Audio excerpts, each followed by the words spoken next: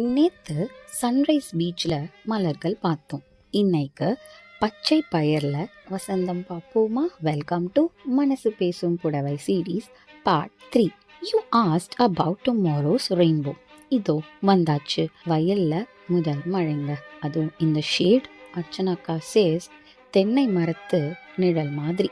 Perfect for the woman who brings freshness to every room. And our mango yellow blouse, மாம்பழ season மாதிரிங்க.